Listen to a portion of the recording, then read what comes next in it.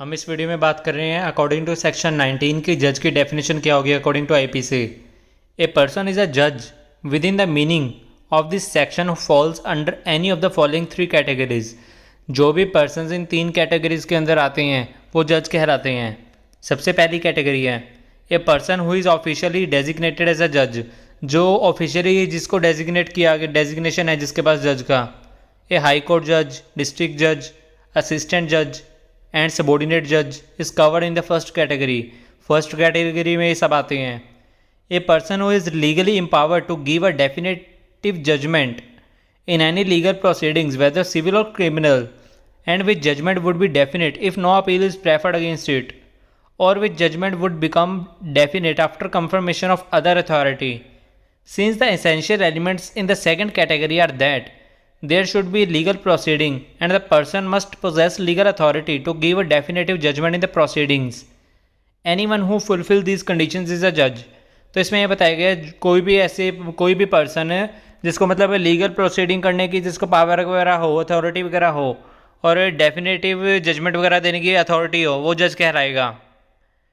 A person who is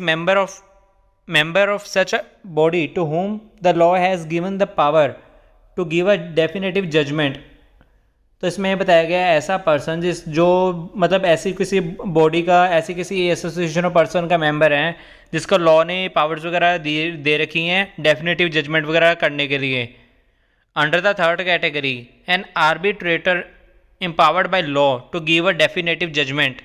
is a judge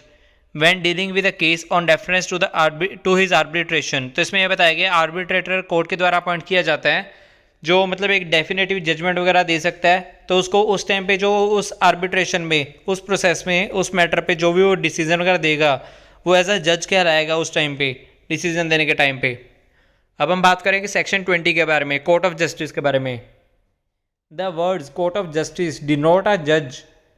who is empowered by law to act judiciary alone और a body of जजेस which is empowered by law to act judiciary as a body. तो इसमें हम ये कह सकते हैं, एक तो इसमें वो पर्सन आ गया कि कोर्ट ऑफ जस्टिस में एक तो जो सिंगल बेंच होती है जज की, सिंगल जज, और अगर हम बोल देते हैं डबल बेंच, या अगर बोल देते हैं डबल बेंच में 2 जजेस या उससे ऊपर भी बेंच होती हैं,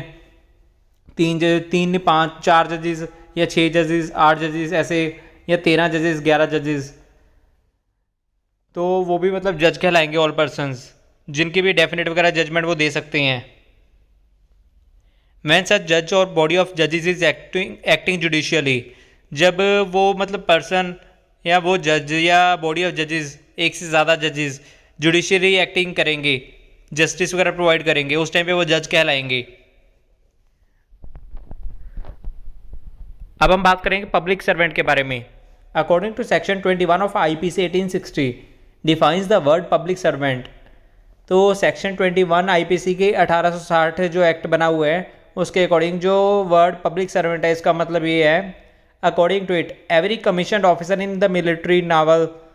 और एयर फोर्सेस ऑफ इंडिया। तो इसमें ये बताया गया नेवी की या एयर फोर्सेस की या मिलिट्री के कोई भी कमीशनड ऑफिसर वगैरह होते हैं वो जज कहलाते हैं, जिनको डिसीजन वगैरह लेने का फैसला होता है,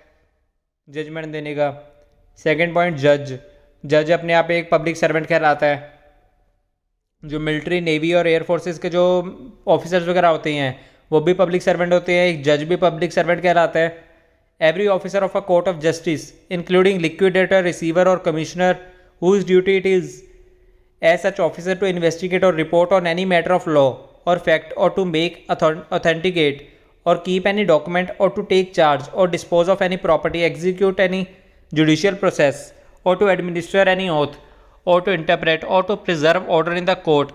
and every person specially authorized by a court of justice to perform any of such duties। तो इसमें यह बताया गया कोई भी ऐसा पर्सन जो कोर्ट ऑफ जस्टिस द्वारा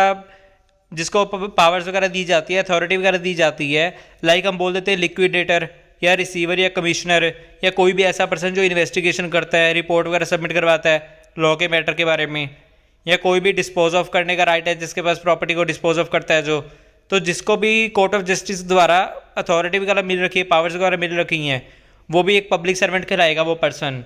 एवरी ज्यूरीमैन, असेसर और member of a panchayat assisting a court of justice और पब्लिक सर्वेंट। तो इसमें बताया गया कोई भी ज्यूरीमैन जो विद्वान वगैरह जो मतलब हेल्प करता है लॉ के मैटर्स पे, या असेसर या मेंबर ऑफ पंचायत, जो पंचायती राज के मेंबर्स वगैरह होते हैं, तो वो सब भी पब्लिक सर्वेंट कहलाते हैं। एवरी आर्बिट्रेटर और other person to whom any cause or matter has been referred for decision or report by any court of justice or by any other competent public authority। तो इसमें बताया गया कोई भी arbitrator या कोई भी ऐसा पर्सन जो मतलब कोई भी प्रॉब्लम वगैरह होती है उस मैटर पे रेफरेंस वगैरह या डिसीजन देने में हेल्प वगैरह करता है, या कोई भी रिपोर्ट वगैरह सबमिट करवाता है कोर्ट ऑफ जस्टिस को, या कोई भी कॉम्पिटेंट पब्लिक अथॉरिटी, वो पब्लिक सर्वेंट कहलाएंगे वो लोग भी। Every person who holds any office by virtue of which he is empowered to place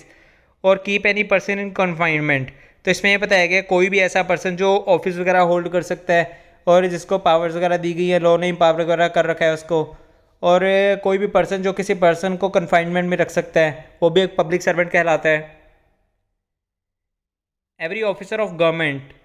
whose duty is as such officer to prevent offences, to give information of offences, to bring offenders to justice or to protect the public health, safety and convenience। तो इसमें बताया गया है कोई भी ऐसा government जो जिसको गवर्नमेंट ड्यूटी मिली होती है गवर्नमेंट ऑफिसर को, जो मतलब ऑफेंसेस होने से लोगों को रोकता है ऑफेंसेस करने से, और मतलब जो ऑफेंस वगैरह करते हैं उनको कोर्ट वगैरह में पेश करते हैं,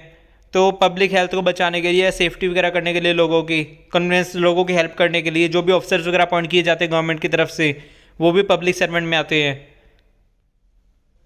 मतलब किसी भी तरह से कोई पब्लिक की हेल्प वगैरह के लिए कोई अगर ऑफिसर वगैरह को अपॉइंट किया गया गवर्नमेंट के द्वारा या किसी भी पब्लिक अथॉरिटी के द्वारा, तो वो पब्लिक सर्वेंट माने जाएंगे। Every officer whose duty it is as such officer to take receive keep और extend any property on behalf of the government और to execute any revenue process or to investigate or to report on any matter affecting the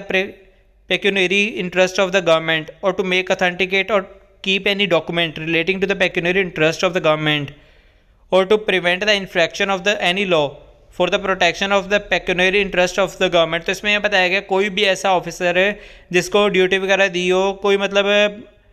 या तो property वगैरह जो government के behalf पे property की कोई भी डीलिंग वगैरह करनी है, या रेवेन्यू की कोई भी डीलिंग वगैरह करनी है, इन्वेस्टिगेट करना है, रिपोर्ट वगैरह सबमिट करवानी है,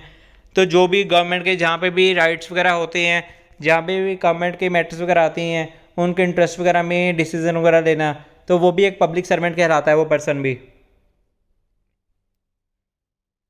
every person such as all these people shall be considered as public servant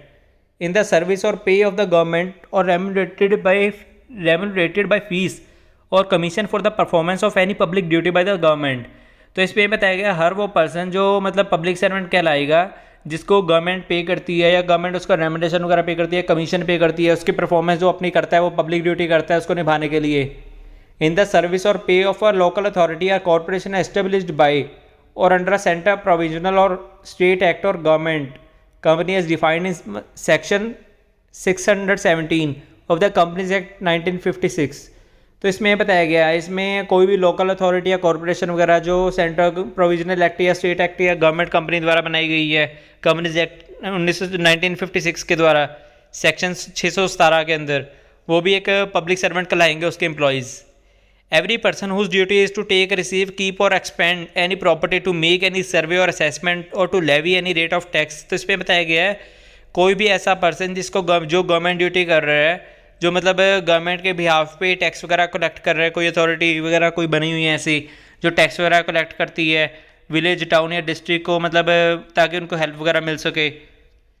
तो गवर्नमेंट के बिहाफ पे कोई भी जो काम कर रहा है कोई पर्सन, वो पब्लिक सर्वेंट कहलाता है।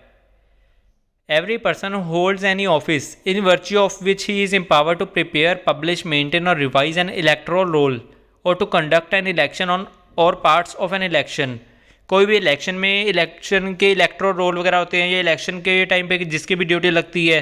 तो जिसकी भी ड्यूटी लगती है उन्हें भी पब्लिक सर्वेंट बोला जाता है। In case of G A Monteiro 2 facts are told. तो जो जी ए मोन्टेरियो का केस है इसमें 2 फैक्ट्स वगैरह बताए गए हैं। He is in government service और गेट सैलरी फ्रॉम गवर्नमेंट, कि वो गवर्नमेंट सर्विस में हो या गवर्नमेंट से सैलरी वगैरह ले रहा हो वो पर्सन,